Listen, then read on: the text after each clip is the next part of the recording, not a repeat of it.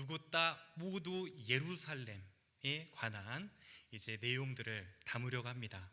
자, 그런데 여러분, 예루살렘이라는 이름에 방금 인사하셨던 샬롬이라는 단어가 들어간 거 혹시 아시나요? 자, 예루살렘 하면은요, 예루 하면 실은 히브리어로 이르 하면 도시입니다. 예루, 이르 비슷하죠? 그래서 예루 하면 도시라는 뜻과 살렘, 샬롬 비슷하죠? 자, 그러면 뜻은 뭐다?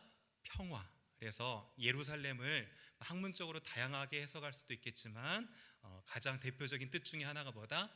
평화의 도시다라는 말을 가지고 있습니다.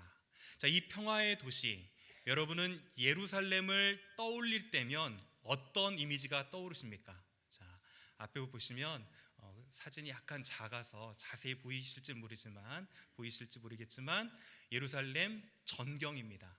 자, 예루살렘 하면 우리는 오래된 고도의 도시로만 생각하시지만 그렇지 않습니다. 자, 예루살렘은 보시면 지금 황금돔으로 우리가 익히 알고 있는 이 지역을 중심으로 해서 올드시티라고 하는 구시가지가 있고요. 나머지 이쪽 전부 지역은 보시는 것처럼 높은 건물들이 있는 신시가지를 이루고 있습니다. 뿐만 아니라 이 예루살렘에서 이제 동쪽으로 조금만 벗어나면 도시가 없고 이건 전부 무엇입니까? 광야지대들이 펼쳐져 있어요. 심지어는 예루살렘에 딱 올라서 가지고 보시면 이쪽 사해까지도 보이고요. 이 언덕이 요르단입니다. 그래서 예루살렘은 이렇게 과거와 현재가 다양하게 공존하고 있어요. 자, 그리고 더불어서 조금만 가면 이렇게 신시가지가 있는가 하면 조금 외곽적으로 벗어나면 베두인들이 유목을 하고 있는 다양한 시대와 문화들이 공존하고 있는 도시가 어디다? 예루살렘이다 라는 사실입니다. 뿐만 아니라 우리가 예루살렘을 마음 가운데 가장 가까이 담아두고 싶어하는 이유가 무엇입니까? 3개 종파의 성지가 어디에 있냐면 예루살렘이에요. 자, 그래서 아까 보신 올드시티가 이제 이 지역인데요. 이 올드시티 안에도 무려 4개 종파별로 구역을 나눠 가지고 다스리고 있습니다. 그래서 이쪽 지역은 모슬렘이 다스리는 모슬렘 쿼터가 있고요. 그 다음에 크리스찬 기독교인 지역, 유대 지역, 그 다음에 아르메니안 정교회 지역, 이렇게 좁은 곳에 4개 이상의 종파들이 함께 공존해 가면서 서로의 종교적인 마음들을 품고 지내는 곳이 예루살렘입니다. 자, 이렇게 보시면 이제 예루살렘은 공존의 땅이라는 큰 이미지를 제가 그려드렸고요. 구체적으로 예루살렘을 이제 넘어가기 위해서 오늘은 첫 번째로 예루살렘 지형을 살핍니다.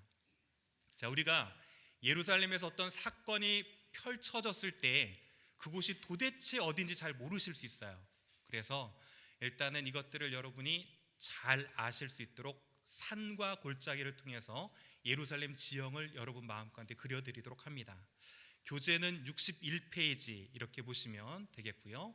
그 다음에 두 번째로는 예루살렘 역사와 관점, 도대체 어떤 역사를 지나왔고 이곳을 유대교와 이슬람은 어떻게 바라보는지를 볼 건데, 교재는 68하고 69를 잠시 후에 그쪽을 참고하시면 되겠고요. 그리고 마지막으로 이 모든 것을 기본으로 해서 예루살렘에 있었던 예수님의 가르침의 사건 한 가지, 그 다음에 기적의 사건 한 가지, 그리고 이것들이 우리에게 주는 메시지를 오늘 전체적으로 살펴보도록 하겠습니다. 자, 그러면 어떻게 오늘 또 출발할 준비 되셨나요? 네. 자, 이제 예루살렘 지형으로 넘어갑니다. 예루살렘 하면 산과 골짜기가 있는데 굳이 그거를 알아야 되느냐라고 하면 제가 이제 할 말이 없고요. 그래도 여기서 보고 가시면 저하고 이제 한 40분 정도 성지순례를 함께 하게 되는데, 가서 보시면 그때 우리가 성경 공부했던 지역들이 이렇구나라는 걸 아실 수 있고요.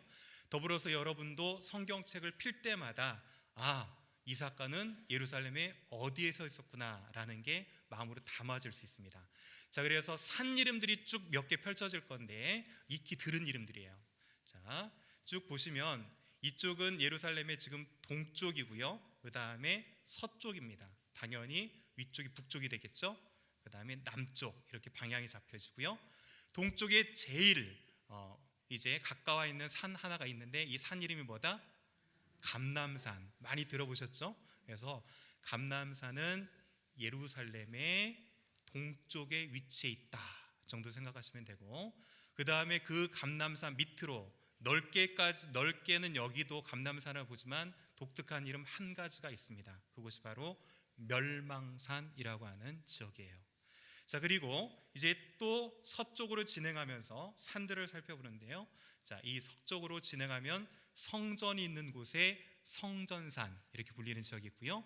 그 다음에 그 성전산 밑에 예루살렘의 기원이 되는 다윗성이 위치해 있습니다. 자, 그러면 산과 산 사이에는 무엇이 있습니까? 골짜기가 있죠. 그래서 이 골짜기가 바로 여러분이 몇 번 정도는 충분히 읽어보시고 들어보셨던 기드론 골짜기가 기다랗게 쭉 이어지고 있습니다.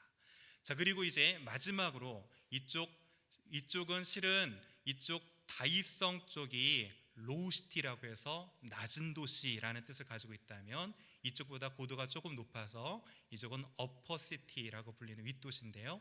이것도 제가 여러분이 기억하기 쉽게 산 이름, 지역 이름 두 개로 정리해 드립니다. 자, 이렇게 보시면 이쪽은 예수님의 십자가 사건 골고다, 그 다음에 그 밑은 시온산, 이렇게 구분을 하시면 됩니다. 자, 마찬가지로 산과 산 사이에는 또 무엇이 필요합니까? 골짜기, 이렇게 중앙 골짜기라고 하는 골짜기가 흐르고요. 마지막 이쪽 언덕 쪽 사이에 골짜기 하나가 더 지나가는데 흰놈의 골짜기가 됩니다. 그런데 이 흰놈의 골짜기는 이쪽 북쪽으로는 지파적으로는 벤야민 지파가 자리 잡고 있었고, 이 골짜기를 기준해서 남쪽으로는 유다 지파가 자리 잡을 정도로 경계에 있어서 중요한 위치를 차지하고 있었다라는 사실입니다. 여러분, 이렇게 지금 산과 골짜기 이름을 다 들으셨는데요, 제가 그림만 싹 바꾸면 어디가 어딘지 모르십니다. 자, 그렇죠? 도대체 아까 그 산은 어디 사라졌고 골짜기는 어디 갔는가 모르시는데, 일단 산 이름은 제가 기본으로 드리고요. 그 다음에 골짜기 이름을 여러분이 손가락만 있다면 잊어버리지 않으실 수 있도록 제가 이 밤에 가르쳐 드릴게요. 자, 오른손을 한번 펴보시고요. 세 손가락만 이렇게 해보십시오. 자, 이렇게 하셨죠? 자, 제일 기드란 놈이 어떤 놈이에요? 제일 기드란 놈이 이 손가락이죠? 기드란 놈, 기드론 골짜기. 뭐라고요? 기드란 놈, 기드론 골짜기. 자, 그 다음에 첫 마디가 자연스럽게 휘는 손가락 하나 있어요. 세 손가락 중에 첫 마디가 자연스럽게 휘어요. 두 번째 마디가 아니면서도. 자, 엄지가 그러나요? 자, 휘는 놈이죠? 휘는 놈, 흰 놈의 골짜기. 뭐라고요? 휘는 놈, 흰 놈의 골짜기. 자, 그 다음에 가운데 있다고 그래서 중앙 골짜기 이렇게 돼요. 자, 그런데 이거를 아는 것이 이제 어떤 연관이냐면, 잘 보시면 이 세 손가락이 하나, 둘, 셋 해서 쭉 흘러서 하나로 이루어지죠. 자, 그럼 이 지도를 잘 보면 골이 있어요. 자, 여기에 골 하나, 그 다음에 둘, 이쪽에 셋 있고 이 골이 이렇게 이어집니다. 아까처럼. 자, 그러면 어떻게 됩니까? 손가락을 어떻게 놓아야 돼요? 지금 보시는 손가락 그대로 놓으시면 되죠? 자, 이렇게 놓으셨을 경우에, 자, 이 골짜기 이름이 뭐겠습니까? 어떻게 하셨어요? 제일 기드란 쪽에 있네? 기드론 골짜기. 그 다음 이쪽은 휘는면서 각이 이루어져 있죠? 그래서 서쪽과 남쪽을 두릅니다. 이 골짜기 이름이 뭐다? 어이구, 잘하신다. 자, 그 다음에 이 가운데 있는 게 뭐다? 중앙 골짜기, 이렇게 됩니다. 그래서요, 만약에 여러분이 예루살렘 도시의 지도나 사진이 보았을 때 골짜기 세 개가 합쳐서 하나로 가면 이 손만 어떻게 해야 돼요? 딱 놓으시면 골짜기 이름이 들어오세요. 자, 그래서 이것들이 어떻게 유용하냐면, 예를 들어서 시온산 지역은 마가다락방 지역이에요. 예수님께서 감람산에 가실 때 기드론 골짜기를 통과해서 기도하러 가셨어요.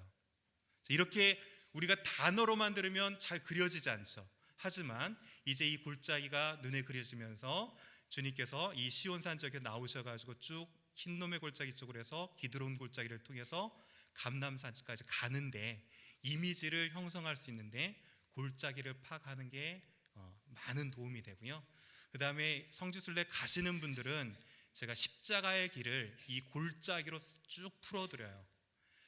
십자가의 길은 14가지 사건이 있었는데 그 14가지 사건이 이 골짜기 하나하나와 연관이 펼쳐지면서 이루어집니다. 아무튼 그래서 이렇게 하시고, 자, 그러면 이 지역에서는 과연 성경에 어떤 사건들이 있었는지를 이제 제가 간단히만 정리하면서 넘어갑니다. 자, 앞에 보시는 곳이 감람산의 겟세마네입니다. 자, 그래서 이쪽이 지금 감람산이고요. 겟세마네 밑쪽에 이렇게 교회나가 있습니다. 이곳은 어떤 곳이냐면 예수님이 잡히시던 날 밤에 어디에서 기도하셨습니까? 겟세마네. 그래서 바로 이쪽에 그것을 기념하는 교회가 자리 잡고 있어요. 그래서 감람산 제일 아래쪽 이제 언덕배기 정도에 이렇게 예수님의 기도의 처소가 있었다라고 하셔서, 감람산 하면 무엇을 떠올리시면 돼요?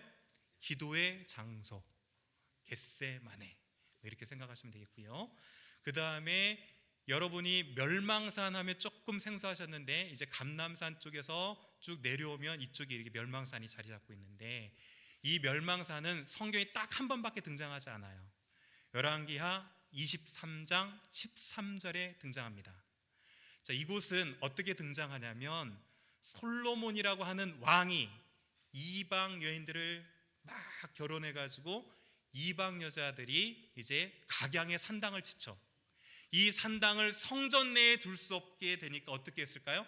성전 바로 외곽 지역에 한켠에 산을 두고 이곳에서 산당을 지켜서 지내도록 했습니다.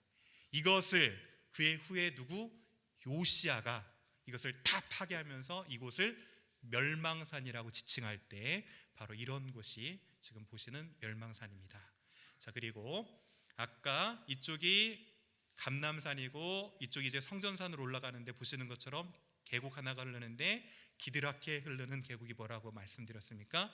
기드론 골짜기, 이렇게 되겠고요.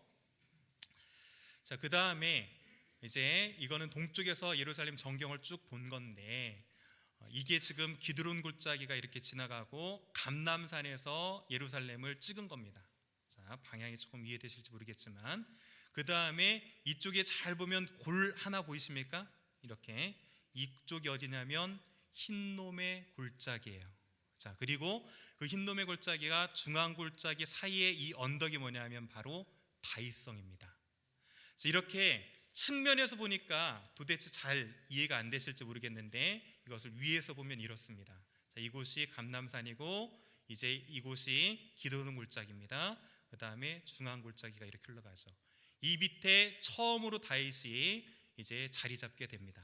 자, 그리고 잘 보시면 다윗은 왜 낮은 곳, 이곳이 제가 말씀드릴 때 로우시티라고 했어요. 낮은 곳에 자리를 잡게 되냐면 성을 쌓을 때 제일 중요한 것 중에 하나가 무엇입니까? 방어도 중요하지만 물이죠. 그래서 잘 보시면 이쪽에 기온샘이라고 하는 곳에서 물을 얻을 수 있는 곳을 둘러가지고 다윗이 성을 쌓습니다. 자, 그리고 그 후대에 위쪽으로 지대를 넓혀서 솔로몬 성전이 들어서게 돼요. 자, 그래서 잘 보시면 기드론 골짜기 하나와 중앙 골짜기 사이에 위치한 게 무엇이었다? 다윗성이다. 이 정도만 생각하시면 됩니다. 자, 그리고 나서 이제 성묘교회가 우리 가운데 중요할 수 있는데, 이 성전산 뒤쪽으로 바로 이어지는 게 골고다예요. 자, 골고다는 어디냐면 지금 앞에 보시면 쫙 십자가로 모양으로 드러났는데 돔 2개가 있죠? 자, 이 돔 2개가 있는 곳이 바로 예수님께서 십자가에서 못 박히셨고 무덤에서 장사 지내셨다가 부활하신 장소가 어디다? 이 골고다입니다. 자, 그리고 이 골고다 밑으로 쭉 이어지면 시온산이 있는데 정확한 명칭으로는 성경의 시온산은 아니고 현대 시온산이에요. 그래서 시온산에는 뭐가 있느냐? 마가의 다락방, 오순절, 성령 강림이 있었던 곳이 바로 시온산입니다. 그 시온산에 마가의 다락방의 위치가 이 정도 되고요. 이것을 위에서 바라보면 이렇게 됩니다. 그래서 마가의 다락방은 제가 제일 외곽적으로 흰놈의 골짜기가 이쪽으로 지나고 이렇게 지난다. 그리고 중앙 골짜기 사이에 있다. 이 정도 설명을 드렸습니다. 자, 이렇게 제가 여러분한테 굳이 필요 없는 설명을 드린 이유 중에 하나는 무엇이냐면, 이스라엘 하면 막연하게만, 예루살렘 하면 막연하게만 두지 마시고 예루살렘도 이렇게 산과 골짜기의 지형들을 가진 곳에 들어선 곳이 예루살렘이다 정도의 이미지를 만드시면 되겠습니다. 자, 그렇다면 이제 잠깐 퀴즈 하나를 내봅니다. 자, 골고다 언덕은 성경에 있다 없다? 겟세마네 동산은 있다 없다? 자, 어떠세요? 성경에 골고다 언덕은 있습니까 없습니까? 대답하기가 좀 조심스러우신가요? 또? 자, 워낙 엉뚱한 것만 물어봐서. 자, 겟세마네 동산은 성경에 있다 없다? 있다? 둘 다 없습니다. 성경에는 단순히 우리 찬양에 나와요. 겟세마네 동산에 서 때 동산이 나와요. 성경에는 무엇이라고 나오냐면 겟세마네라 하는 곳으로 나오고요. 그 다음에 골고다도 우리가 갈보리산 언덕 십자가 섰으니 하면서 언덕이라는 표현을 쓰는데, 성경에는 이것도 골고다라고 하는 곳으로 등장합니다. 자, 그런데 왜 우리가 이렇게 동산이라는 이름을 붙이게 되냐면, 자, 잘 보시면 이게 감람산이고요. 이 감람산은 이제 이 골짜기 지형을 0으로 딱 놓았을 때 위쪽으로 400피트밖에 되지 않아요. 그리고 겟세마네라 하는 곳은 감람산의 끝자락 밑에 있다고 그랬죠. 기드론 골짜기 쪽에. 그러니까 우리가 보기엔 이것은 무엇입니까? 동산처럼 보이죠? 그래서 쉽게 무엇이라 붙였다? 겟세마네 동산으로 붙여놨다 보시면 되겠고, 그 다음에 골고다는 성전산과 이쪽에 중앙 골짜기를 지나서 이쪽 산 쪽이 있어요. 그래서 잘 보시면 이 정도 높이면 언덕처럼 느껴질 수 있나요? 그래서 골고다 언덕이다 라고 이름 붙여놨지만 실질적으로는 어떻다? 이곳은 언덕이 아니고 그냥 골고다라고 하는 곳으로 성경에 등장한다 정도 기억하시면 되겠습니다. 자, 이렇게 해서 제가 이제 지형은 대략적으로 그려드렸고, 역사적으로 이곳이 왜 중요하고 그 다음에 각 종교들은 이곳을 어떻게 바라보는지 예루살렘의 역사와 관점에 대해서 설명을 드리도록 하겠습니다. 자, 앞에 보시면, 자, 이곳이 어디입니까? 통곡의 벽. 예루살렘에 가보시지 않았더라도 한 번쯤은 충분히 들어봤고, 유대인의 가장 중요한 장소, 성지 이렇게 들어보셨을 건데, 이곳은 명절, 초막절이라고 하는 명절에 전부 이거 사람입니다. 발 디딜 틈도 없이 통곡의 벽을 향해서 몰려와요. 자, 이곳은 그러면 유대인에게만 중요하냐? 아니요. 자, 이렇게 유대인들이 기도도 하지만 이거 누굽니까 지금? 바락 오바마. 2008년도 제가 알기로는 한 7월경에 대통령 후보 시절에 이곳에 방문해서 기도문을 꼽아넣고 당선됐다. 더라 이렇게 전해집니다. 자, 그리고 오는 금요일 날 다시 예루살렘을 오바마 대통령이 방문해요. 지금 제가 그래서 예루살렘 신문을 읽어보니까 모든 도로 봉쇄 하루 전부터 막 되고 있고요. 그래서 아무튼 이렇게 준비하고 있어요. 오바마뿐만 아니라 이곳은 전 세계 기도의 처소로 알려져 있습니다. 자, 유대인들에게 이 예루살렘이 왜 중요합니까? 자, 실은요, 이 예루살렘은 유대인들에게는 아무런 의미 없던 곳이었어요. 여부스 족속이 살던 이방 도시가 어디였습니까? 예루살렘이었습니다. 이것이 누구 때문에 의미 있어지냐면 다윗이 이제 헤브론에서 한 7년 반 정도 왕으로 지내다가 자기가 이스라엘 전체를 다스릴 수 있는 왕이 되자 수도를 어디로 정합니까? 예루살렘으로 정하고, 그리고 나서 기럇 여아림 쪽에 있는 오벳 에돔의 집에서 무엇을 가져오죠? 법궤를 가져오면서 정치적으로 그 다음에 종교적으로 의미를 띠기 시작한 곳이 어디입니까? 예루살렘입니다. 그리고 다윗의 마음 가운데는 꼭 한 가지 소원이 있었습니다. 무슨 소원이 있었습니까? 성전을 지키길 원했죠. 그렇지만 하나님께서 그가 정복 전쟁을 하면서 피를 많이 흘렸기 때문에 그가 아닌 누구로? 그의 아들 솔로몬으로 성전을 짓게 하면서부터 의미가 있어져요. 자, 그래서 이렇게 다윗의 궁전을 짓고 그 위에 터를 잡아서 솔로몬이 성전을 지으면서 이곳이 의미 있어집니다.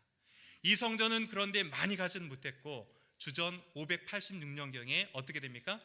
바벨론에 의해서 파괴가 됩니다. 자, 그리고 이제 다시 한 60년의 시간이 지난 이후에 스룹바벨이 와서 성전을 짓고 상당한 시간이 지른 이후에 헤롯이 어떻게 하죠? 지금 보시는 성전이 헤롯이 지은 성전이에요. 그래서 헤롯은 이방인이었습니다. 그렇기 때문에 유대인의 환심을 사기 위해서 어떻게 해야 됐을까요? 유대인이 가장 거룩하고 중요하게 여기는 성전을 지어줘서 환심을 샀어요. 그 당시 때 이런 말이 있었습니다. 헤롯이 지은 성전을 보지 못한 사람은 크고 화려한 건물 봤다는 말 하지 말라 라고 할 정도로 이렇게 큰 성전을 지어줬습니다. 자, 그리고 나서 이 성전도 어떻게 되죠? AD 70년경에 로마 장군 티투스에 의해서 성전이 파괴됩니다. 자, 간단히 정리해보면 예루살렘에서는 성전이 지금 몇 개 있었어요? 2개 있었습니다. 크게. 그래서 처음에는 솔로몬이 지었다. 두 번째는 스룹바벨이 지었고 이것이 확장 증축돼서 헤롯까지 지었다. 이 정도만 기억해 두시면 됩니다. 자, 그리고 이곳은 로마가 70년 이후에 다스리면서 이 자리에다 무엇을 지어버리냐면 주피터, 자기들의 신전을 세우고, 그리고 나서 비잔틴 시대가 되고 기독교가 공인되고 나서는 이곳을 쓰레기장처럼 건물 없이 폐허로 두게 됩니다. 그리고 현대에는 이곳에 무엇이 있습니까? 여러분이 잘 아시는, 많이 보셨던 황금돔으로 익히 알고 있는 이 건물이 있죠. 자, 그러면 이제 여기서 한번 퀴즈를 한번 내볼까요? 조금 가까이서 보도록 합니다. 자, 이 황금돔은 진짜 24K 황금이다? 아니다? 어떻습니까? 자, 이런 거는 뭐 쉽죠? 자, 이다? 아니다? 예? 이다? 아니다? 자, 진짜 순금이 맞습니다. 처음부터 이렇게 순금으로 지었던 것은 아니고요. 납으로 짓고 청동으로 짓기를 반복하다가 1994년에 후세인이요, 금 80kg, 시가로 150만 불에 해당되는 금을 헌정해요. 금의 특징은 두드리면 두드릴수록 연성이 좋아서 펴지죠. 그래서 돔 전체가 황금은 아니고 이제 판금, 도금에 가깝게 24K로 입혔습니다. 자, 그런데 우리는 이곳을 황금돔으로 알고 있지만 공식 명칭은 황금돔이 아닙니다. 자, 공식 명칭은 뭘까요? 제가 앞에도 써놨는데 자, 돔 오브 더 락, 바위돔이 공식 명칭이에요. 자, 그러면 이 밑에 이 돔 아래에 무엇이 있을까요? 무엇이 있을까요? 어떻게 하셨습니까? 바위가 있는 거. 자, 제가 이 돔을 잘라보도록 하겠습니다. 짠짜라 짠. 자, 이 돔이 딱 잘라지면 보시는 것처럼 이 밑에 뭐가 있습니까? 바위가 이렇게 있어요. 자, 그리고 이거를 확대해 보면, 위에서 보면 이런 바위 하나가 있습니다. 이 바위를 기념하기 위해서 있는 곳이 바로 이 바위돔입니다. 자, 그런데 유대인들에게 이 바위돔이 중요한 이유는 무엇이냐면, 자, 하나님께서 사람을 무엇으로 지으셨죠? 흙으로. 하나님이 천지창조할 때 주물럭 하다가 바위에다가 딱 때렸다가 다시 주물럭 했다가 바위에다 딱 때렸습니다. 그들의 전생에 따르면. 자, 때린 바위가 어딜까요? 바로 요 바위입니다. 자, 그러면 유대적인 사고로 보면 인간 아담 창조 어디에서 있었습니까? 이곳에서 있었어요. 그리고 넓게 생각하면 유대적 사고로는 에덴 동산이 어디입니까? 바로 이곳이에요.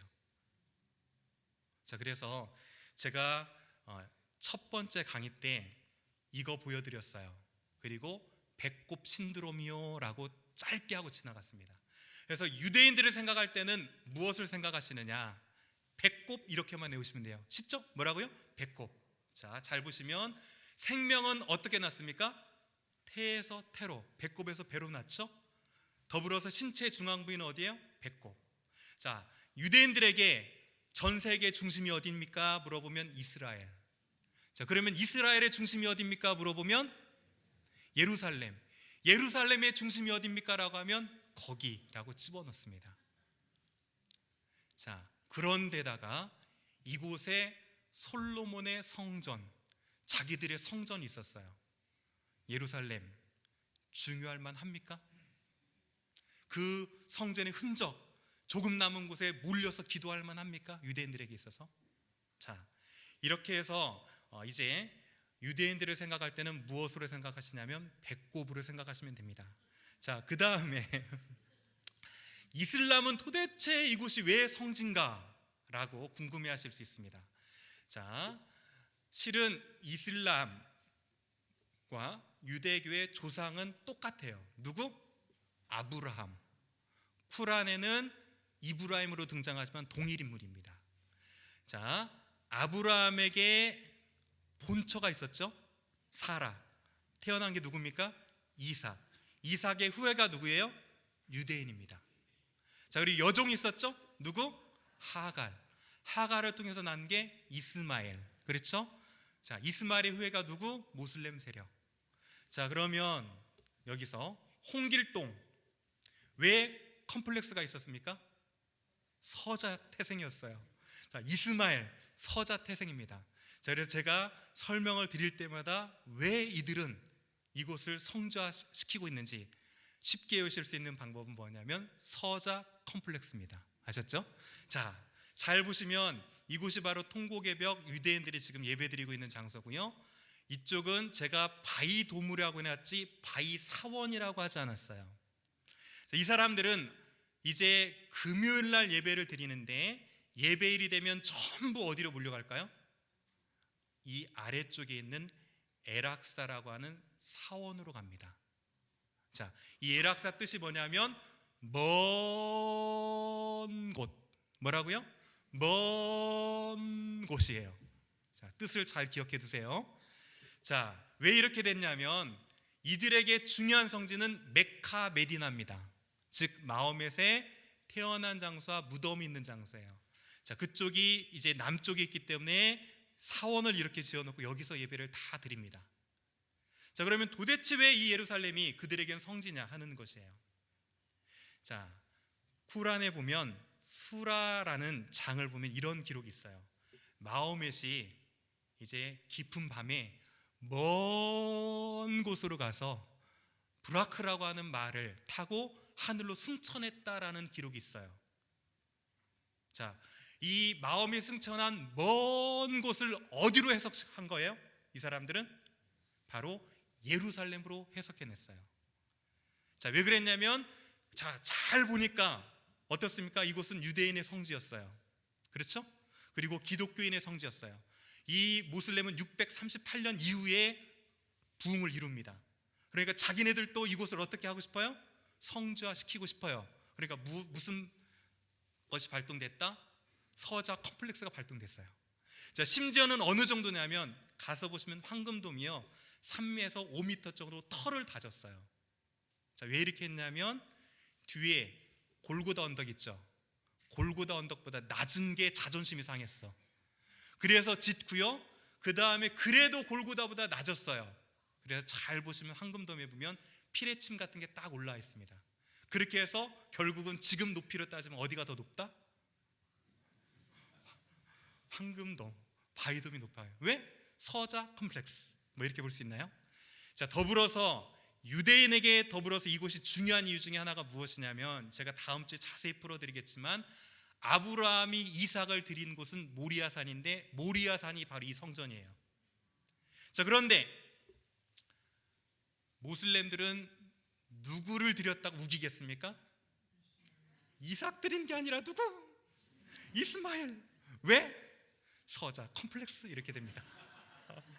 자, 그래서 다분히 이곳은 그들이 후발주자로 컴플렉스적인 것들을 가지고 성자시킨 것들을 볼 수가 있어요. 자, 그러면 과연 기독교인 우리는 이곳을 어떻게 볼 것인가 하는 것은 다음 주에 기대해 주세요. 아셨죠? 다음 주에 말씀을 드립니다. 자, 이렇게 해서 제가 성전과 이들의 배경에 대한 것을 간략한 역사와 관점으로 정리해 드렸습니다. 자, 다음 주에는 네 번째 유월절의 기간인 예수님이 쭉 십자가 지시기까지 사건들을 제가 일목요연하게 해가지고 정리를 쭉 할 거고요. 오늘은 그러면 무엇을 할 것이냐? 자, 예수님께서 예루살렘에서 다양한 사건을 펼치셨지만 예루살렘에서는 그리 많지 않습니다. 몇 개 안 돼요. 자, 그렇죠? 제가 조금 복잡해서 이것은 설명은 약하겠지만 아무튼 첫 번째 유월절이 예수님 1년 차고요. 두 번째 유월절이 예수님 사역 2년 차입니다. 그리고 3년 차는 사역들을 좀 많이 하셨는데 오늘은 3년 차에서만 사건을 살펴봅니다. 자, 그리고 십자가를 지시기 직전에 주님께서는 무슨 사건을 통해서 어떤 메시지를 우리에게 주기를 원하셨는지를 집중적으로 살펴보도록 합니다. 자, 그래서 초막절 즈음에 가늠하다 잡힌 여인 사건 아시죠? 이 사건 한 가지죠. 그 다음에 수전절을 지내고 나서 베다니에서 나사로 부활시켰던 이 사건 두 가지를 저희가 구체적으로 한번 살펴봅니다. 자, 가늠하다 잡혀온 여인 이야기로 들어가는데 이 이야기를 이해하실 때 가장 먼저 이해하시는 게 뭐냐면 초막절이라는 명절 때 이 사건이 있었어요. 자, 지난번에 저하고 절기를 정리했을 때 정리를 한번 쭉 해드리니까 예수님의 구속사가 보이셨죠. 자, 그런데 절기에 또 다른 이득 하나가 더 있어요. 어떤 이익이 있냐면 이 절기의 의미를 예수님 시절 때 어떻게 지켰는지를 살펴보고 이 절기 때 왜 예수님이 이런 행동과 이런 메시지를 주셨는지에 대한 유익이 절기를 살펴보면 있습니다. 자, 그래서 초막절을 제가 조금 빠르게 예수님 시대 때는 과연 어떻게 지켰는지 정리해드립니다. 아셨죠? 자, 이 초막절은 잘 아시는 것처럼 정리해드렸던 것처럼 건기가 끝나갈 무렵에 모든 여름 신가를 거둬들여서 지킨다고 말씀드렸죠. 이거는 기억나시죠? 자, 이것만 기억해 두세요. 언제였다? 건기의 끝, 우기의 시작점. 이것만 기억해 두십시오. 자, 초막을 짓는 모습은 이미 저희가 보았고요. 그 다음에 초막 짓기를 하고 나서 네 가지 식물을 고르는 것까지 저희가 살펴봤습니다. 이거 외에 성경시대 때 초막절은 두 가지를 기억하셔야 되는데 첫 번째는 물관제라는 것을 드립니다. 자, 이렇게 제사장들이 금그릇을 가져다가 실로함에서 물을 뜹니다. 초막절이 시작되면 초막절은 7일 동안 지키게 되는데 7일 내내 이 물들을 성전으로 길러가요. 그리고 성전에서 딱 길러오게 되면 이것이 수문합인데 수문합 광장에서 물이 도착하자마자 이들은 이사야서 12장 2절 3절 말씀을 크게 찬양하기 시작합니다. 보라, 하나님은 나의 구원이시라. 내가 신뢰하고 두려움이 없으리니 주 여호와는 나의 힘이시며 나의 노래시며 나의 구원이시라. 그러므로 내가 기쁨으로 구원의 우물들을 에서 물을 기르리라 라고 찬양을 해요. 자, 그리고 이렇게 떠온 것을 제가 관제라고 표현했는데, 자, 관제는 물을 따라서 드리는 제사가 관제죠. 이 관제를 어디에서 하냐면 이제 번제단 서쪽 모서리에 이렇게 그릇을 두고 물과 포도주를 함께 따라서 관주로 드려요. 근데 여기서 포인트, 어디에서 이것을 드렸다? 제단의 어느 쪽? 서쪽. 왜 서쪽에서 물을 따라서 관제로 드렸을까요? 이것은 이스라엘의 지형과 기후를 알아야 됩니다. 비구름, 어디에서 몰려오는 구름이었습니까? 서쪽 지중해에서 몰려오면 제가 비가 내린다고 그랬죠? 자, 그러면 이쪽에서 지금 서쪽에 물을 부으면서 무엇을 기원하는 거예요? 서쪽에서 구름이 몰려와서 비가 올 것을 지금 기원하는 마음으로 물을 따릅니다. 왜? 건기 끝, 우기 시작점이에요. 그렇죠? 자, 그리고 또 한 가지를 하는데 이 한 가지는 무엇이냐면 버드나무 세우기를 합니다. 자, 그 시대 때 모짜라고 하는 시냇가에 큰 버드나무가 있었는데요. 이 버드나무를 초막절 7일 동안 꺾어서 아까 헌주했던 이곳 있죠? 이곳에 제단에 버드나무를 이 제단보다 크게 세웁니다. 자, 그리고 이 버드나무의 특징이 뭐냐면 시냇가에 살아요. 시냇가에 심기운 나무예요. 그런데 이 시냇가에 심기운 나무의 단점 하나는 베버리면 어떻게 되겠습니까? 쉬 말라 비틀어져요. 그래서 초막절 아침에 베다가 놔두고 매일 바꿔놓습니다. 그런데 이것을 세우는 이유는 무엇이냐면 우리는 하나님께서 그동안 은혜로 비를 주셨을 때 푸르렀지만 당신께서 비를 내리시지 않으면 우리 신세는 무엇과 같다? 저 버드나무의 신세와 같습니다. 하나님 무엇을 주세요? 비를 주세요 라는 거예요.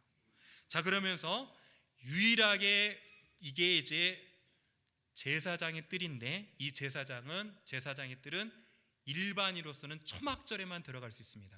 자, 이 초막절에 이 제단을 아까 4가지 식물을 들고 일주일 동안 6일 동안은 한 바퀴씩, 마지막 7일째는 몇 바퀴? 7바퀴. 뭐 여호수아성 여리고성 떠올리시나요?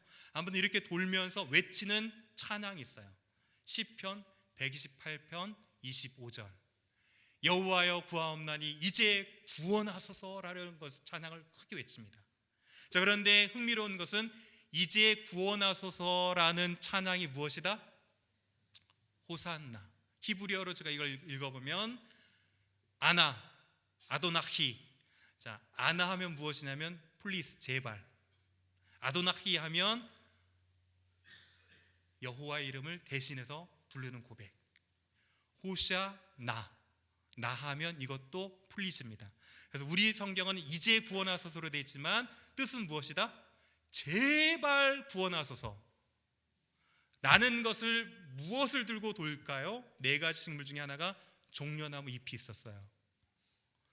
종려주일 무엇을 들고 무엇이라 외쳤습니까? 종려나무 가지를 들고 호산나를 외쳐댑니다. 구원자를 외쳐대는 거예요. 자, 아무튼 이 이미지하고 연관될 수 있나요? 자, 그리고 나서 이 7일째를 무엇이라고 하냐면 호산나 나바, 그러니까 마지막 7바퀴 도는 날을 가장 큰 날이라고 이렇게 외칩니다. 그리고 이 호산나 나바가 끝나는 밤에 무엇을 하냐면 빛의 축제를 해요. 이 밤에 밤새도록 여인의 뜰에 이렇게 큰 등을 놔두고 이제 빛의 축제를 펼칩니다.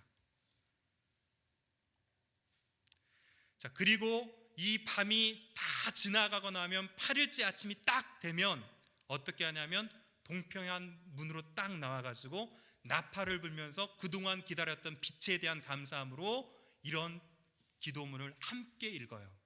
자, 앞에 조금 작지만 보이십니까 혹시?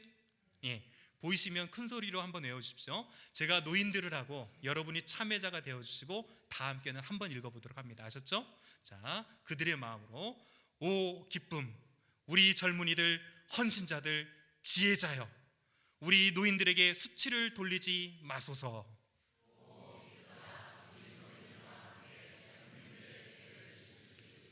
다 같이 젊을 때 죄사함을 받는 자는 복되도다. 죄를 지었지만 죄사함을 받는 자는 복이 있을지어다 를 과하게 선포합니다. 자, 왜 이렇게 초막절의 끝에 이런 행사를 가느냐? 7월 1일 나팔절, 7월 10일 대속제일이라고 설명드렸죠? 그 대속제일 끝에 축제, 모든 죄가 어떻게 된 겁니까? 지금 속죄함을 받은 거예요. 자, 이제 이 2가지를 가지고 정리해 봅니다. 관제, 버드나무 전부 무엇을 기원하는 것이다? 비를 기원해요. 그때 예수님께서 이 초막절 기간에 하신 말씀, 명절 끝날 곧 큰 날은 제가 호산나 나바라고 했죠? 가장 사람들이 큰 축제를 벌일 때 예수님께서 이렇게 외치셨어요. 누구든지 목마른 자는 내게 와서 마시라. 그 배에서 생수의 강이 흘러 넘치리라. 왜 그러셨는지 이해가 되십니까? 이들이 비를 기원하고 있었기 때문에. 너희들은 육체적인 비를 기원하지만 성령이 그 모든 목마름을 채워주실 것이다 라는 메시지를 강하게 지금 주고 계세요. 자, 그리고 빛의 축제에 관련돼서 속죄에 대한 감사, 빛을 간구할 때 이렇게 선포하셨어요. 나는 세상의 빛이다. 생명의 빛이다. 그리고 요한복음 9장은 무슨 내용이냐면 실로암으로 보냄받았던 소경이 가서 눈을 씻고 와서 눈을 띄운 사건 아시죠? 이게 붙어 있어요. 그때 선포하십니다. 세상의 빛이라. 왜 이렇게 예수님께서 각 말씀을 그때 하셨는지 조금 이해가 되십니까? 자, 그러면 이제 여기에서 이 사건의 핵심 포인트인 가늠한 여인의 사건으로 넘어갑니다. 이 가늠한 여인을 예수님 앞에 잡아온 때가 언제냐면 명절 7일째가 지나고 그 다음날 아침 일찍이었어요. 자, 그러면 우리가 이 사건을 대할 때마다 궁금하신 건 뭐냐면 구피사 손가락으로 땅에 썼는데 도대체 뭐라고 쓰셨길래 사람들이 이렇게 하나하나 양심의 가책을 받고 돌아갔을까? 이전에는 이렇게 많이 해석했습니다. 각 사람의 이름과 제목을 기록했다. 아무개 무슨 죄, 아무개 무슨 죄, 아무개 무슨 죄 있으면 무슨 일이 벌어집니까? 자기의 죄가 폭로되죠. 그렇기 때문에 도망갔다. 혹자는 그것은 당신의 상상이고 성경 그대로만 가자라고 해서 뭐라고 하냐면 예수님이 유일하게 하셨던 말이 너희 중에 죄 없는 자가 먼저 돌로 치라. 이 글을 다시 쓰셨다라고 얘기해요. 자, 그런데 유대적인 사고로는 이 땅에 무엇을 쓰셨다라고 얘기하느냐? 8일째 아까 무슨 노래 불렀습니까? 그 아침에 그들은 이렇게 찬양했어요. 오 기쁨, 젊은이들 헌신자들 지혜자여, 노인들에게 수치를 돌리지 마소서 라고 하면서 젊었을 때 죄사함을 받은 자는 복이 있다. 죄를 지었지만 죄사함을 받는 자는 복이 있다라고 크게 떠들었어요. 그 아침에. 그리고 나서 무엇을 하는 겁니까? 채 얼마 지나지 않아서 죄를 묻고 있는 거죠. 그리고 그들은 그 노래 가사처럼 가책을 느껴서 어른부터 시작하여 젊은이까지 하나하나 떠나갔다라고 얘기합니다. 여러분, 저는 이곳에 주님께서 무엇이라 쓰셨는지 모르겠습니다. 하지만 분명한 것은 그 메시지는 우리에게 주는 첫 번째 메시지로 용서의 메시지였다는 사실입니다. 오늘 바리새인들은 어떻게 하면 예수님을 올가맬까 하고 한 여인을 정죄했어요. 그리고 그 정죄한 여인을 들어서 예수님을 정죄하기 원했습니다. 하지만 예수님께서는 그 정죄의 그 시간에 무슨 말씀을 남기셨습니까? 용서의 메시지를 남기셨다는 사실입니다. 여러분, 고난주간 무엇으로 주님의 길에 동참하길 원하십니까? 소원하기는 나의 잣대를 가지고 누군가를 정죄하기보다 주님의 사랑으로 누군가를 용서함으로 주님의 길에 동참할 수 있는 저와 여러분이 되어지기를 간절히 축원드립니다. 그래서 오늘 첫 번째 메시지는 무엇이었다? 용서의 메시지입니다. 자, 속도를 조금 내야 되겠어요.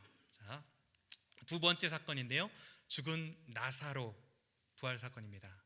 자, 베단이라는 곳에서 이제 기적을 펼쳐주셨는데, 베다니에서 무엇이라고 얘기하냐면 마리아에게 무덤이 굴이라 돌로 막았거늘 이라고 하면서 돌을 옮기라라고 얘기하죠. 우리 사고로는 이런 복무덤이면 절대 그런 개념 나올 수 없습니다. 그렇죠? 거라사 지역 군대 귀신 들렸을 때 무덤 사이에서 뛰쳐나오잖아요. 자, 그럼 무덤이 쫙 갈라지더니 이 사이에서 뛰쳐나옵니까?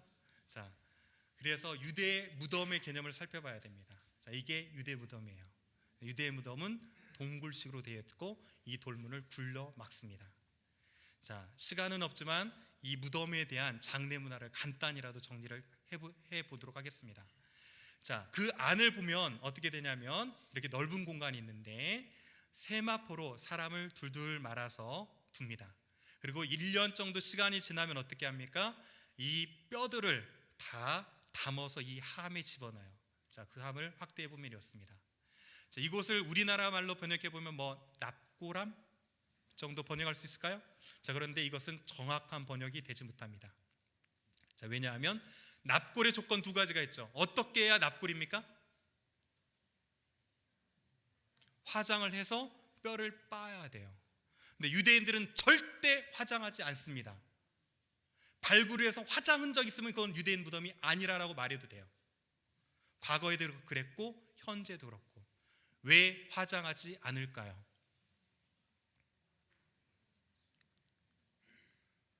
그들은 화장하는 것은 시체에 대한 모독일 뿐만 아니라 그들의 마음 가운데는 부활을 염두에 두고 있어요.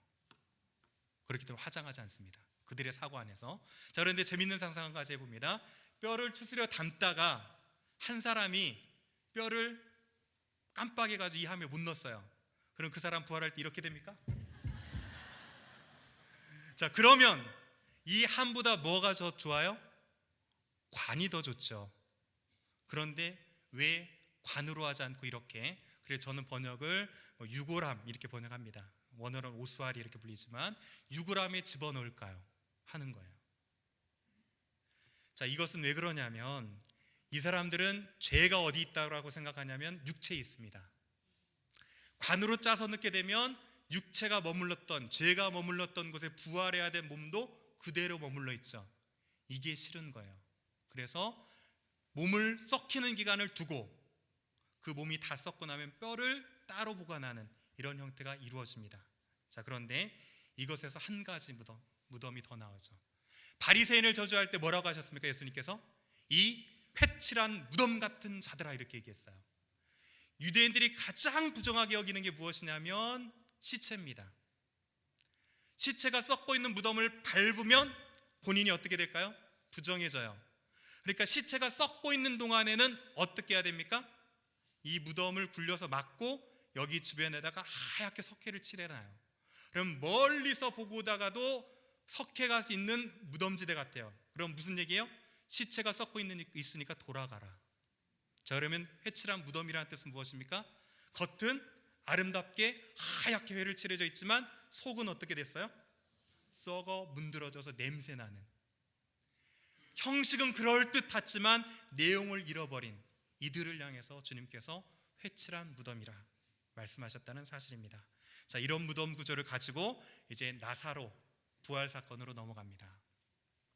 제가 여기에 33% 부족한 믿음 이렇게 제목을 잡아놨는데, 실은 예수님께서는요 나사로가 병들어 죽어갈 때 오세요라고 하니까 일부러 한 이틀을 지연해가지고 늦게 오세요. 그러면서 아버지와 아들의 영광을 위해서라 이렇게 얘기합니다. 자, 그런데 그 사건 배경을 보면 오늘 마르다와 마리아에게 있었던 믿음이 있는가 하면 부족한 믿음 한 가지가 있었어요. 자, 예수님이 도착하자마자 마르다가 이렇게 얘기합니다. 예수님이 여기 계셨더라면 어떻게 됐다? 우리 오라버니 죽지 않았다. 자, 이 말은 무엇입니까? 병들었을 때는 어떻게? 고칠 수 있었을 건데 죽였기 때문에 못 살린다 이런 느낌이 있죠. 그리고 계셨더라면, 과거를 향한 믿음이에요. 그렇죠? 자, 그때 예수님께서 무엇이라 하냐면 내 오라버니가 다시 살 것이다 라는 얘기를 해요. 자, 그때 마르다가 중요한 신앙 고백을 한 가지 하죠. 마지막 날 부활할 때는 다시 살 줄은 내가 압니다. 무슨 신앙이 있어요, 주님? 지금? 그래요, 마지막 때 살릴 거 저 안다니까요? 라고 하니까 주님께서 가슴을 치시면서 답답해 하시면서 이렇게 말씀하시죠. 나는 부활이요 생명이니 나를 믿는 자는 죽어도 살겠고 무릇 살아서 나를 믿는 자는 영원히 죽지 아니하리라 라고 얘기했습니다. 그러자 마르다가 신앙 고백을 이렇게 하죠. 주여 그러하이다. 주는 그리스도시요 세상에 오시는 하나님의 아들이신 줄 내가 믿습니다. 조금 애매해요. 살릴 것을 믿는다 이런 대답이 아니고 신앙 고백을 그냥 넘어갔습니다. 자, 그런데 마지막에 결국은 돌물을 옮겨놓으라 라고 하니까 이 마르다가 무슨 얘기를 합니까? 죽은 지 벌써 나흘이라 돼서 썩는 냄새가 나는데요. 자, 마르다에게는 어떤 믿음이 없었습니까? 지금 살린다는 믿음이 없었어요. 그런데 동일하게 우리 자신을 보면 이렇습니다. 여러분, 예수님께서 십자가에 죽으시고 우리 죄를 사하시기 위해서 부활하신 것 믿습니까? 믿습니까? 여기에서 시원찮게 대답하시면 큰일 납니다. 자, 믿습니까? 더불어서 그분은 마지막 날 오셔서 우리 죽었던 육체와 영혼뿐만 아니라 모든 것을 다시 살려내심으로 우리에게 영원한 생명을 주시고 그 하나님 나라에서 우리를 함께 보듬어 주실 분이라는 사실을 믿습니까? 정말요? 그러면서 우리는 이 현실에서는 어떻습니까? 살아 역사하시는 그 예수님이 지금 나와 함께 하시고 모든 것이 불가능하다고 할지라도 믿음을 가지고 나가면 그 하나님께서는, 그 예수님께서는 나와 동행하시기에 이런 모든 문제 이길 수 있습니다 라는 믿음에서는 마리아처럼 초라해지고 자신 없는 게 우리의 모습 아닙니까?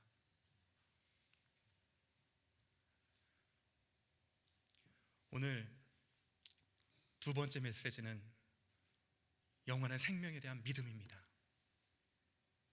예수님께서는 십자가를 지시기 전에 우리에게 두 가지 메시지를 주셨어요. 용서의 메시지. 사단 마귀가 너희를 조소하고 너희를 정죄할지라도 나는 너를 용서하겠노라. 더불어서 믿는 자 안에서 영원한 생명을 주겠다 라고 약속하시고 나서 그 십자가로 이 모든 것을 완성해 주셨습니다. 여러분, 이 고난주간 지내실 때 이 두 가지를 붙드는 저와 여러분 되기를 원합니다. 주님께서 용서하셨던 것처럼 그 용서에 감격하고 더불어서 누군가를 향해서 용서할 수 있는 저와 여러분 되기를 원합니다. 비록 우리의 삶이 힘들지라도 우리가 완전한 믿음을 가지고 과거와 현재와 미래를 통해서 이 모든 것을 관통하는 믿음을 가지고 그분만을 의지하는 저와 여러분 되어지기를 소원합니다. 자, 앞에 보시는 것이 나사로의 무덤인데요, 이 무덤은 계단으로 이렇게 내려가도록 되어 있습니다. 자, 그러면 이렇게 무덤이 있고 이쪽에 시체를 안장했던 곳이 있어요. 그런데 이곳에 기도문 하나가 이렇게 딱 붙어 있습니다. 자, 성경 구절로는 고린도전서 15장 54절 55절입니다. 사망아 너의 승리가 어디 있느냐? 사망아 내가 쏘는 것이 어디 있느냐? 사망에 쏘는 것은 죄요 죄에 걷는 건 율법이라 라는 구절이 있어요. 그런데 이 구절 끝에 한 믿음의 사람이 이렇게 기도문을 적어놨습니다. 극심한 고통과 소망이 없을 때에도 예수님을 신뢰하는 사람은 하나님의 영광을 볼 것입니다. 하나님이 어떤 고통보다 크시며 심지어는 죽음보다 크신 분임을 확신하기 때문입니다. 아멘. 기도하도록 하겠습니다.